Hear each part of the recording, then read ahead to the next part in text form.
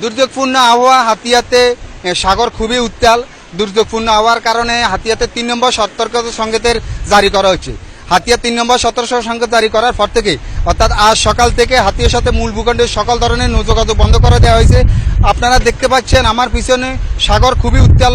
আমি এখন আছি হাতিয়ার নলছিরা ঘাটে। এখানে সাগরে বিশাল বিশাল ঢেউ উপসে পড়ছে। নলছিরা ঘাটে বেড়ির বাইরে যেসব ছোট ছোট মাছ ধরা টলা, ছোট ছোট চায়ের দোকান রয়েছে এবং ছোট ছোট হোটেল রয়েছে, এদের মধ্যে অধিকাংশ দোকানদারি অনেক আগে থেকে তাদের মালামাল নিয়ে নিরাপদে আশ্রয় নিয়েছেন।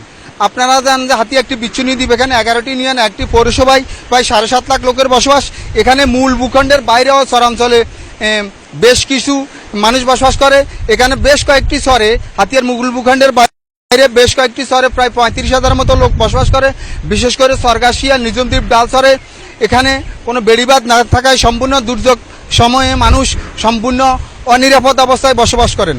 আপনারা জানেন যে হাতিয়াতে 3 নম্বর সতর্ক সংকেত জারি করা হয়েছে। এর কারণে সাগর খুবই উত্তাল রয়েছে। উপজেলা প্রশাসনের পক্ষ থেকে সকাল থেকে হাতিয়ার সাথে মূল ভূখণ্ডে সকল ধরনের নৌযোগাযোগ বন্ধ করে দেওয়া হয়েছে। কোনো ধরনের যাত্রীবাহী বা ট্রলার ছেড়ে যাচ্ছেন না। ঘাটে অনেক যাত্রীরা এসে অপেক্ষা করছেন নদী পার হওয়ার জন্য, কিন্তু কোনো ব্যবস্থা না থাকায় তাদেরকে ফিরে যেতে হয়েছে।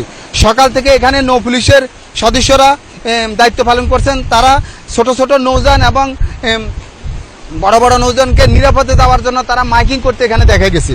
আমি কিছুক্ষণ আগে কথা বলছি উপজেলা নির্বাহী কর্মকর্তা আলাউদ্দিনের সাথে। তিনি আমাকে জানিয়েছেন যে দুর্যোগপূর্ণ হওয়ার কারণে সাগর খুবই উত্তাল থাকায় নৌযোগাযোগ ব্যবস্থা বন্ধ করে দেওয়া হয়েছে। পরবর্তী নির্দেশ না দেওয়া পর্যন্ত এর সিদ্ধান্ত বলবৎ থাকবে।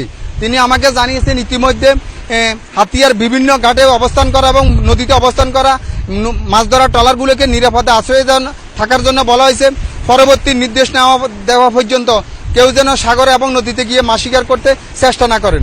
এ ছিল হাতিয়া থেকে আমার কাছে আবহাওয়া সর্বশেষ।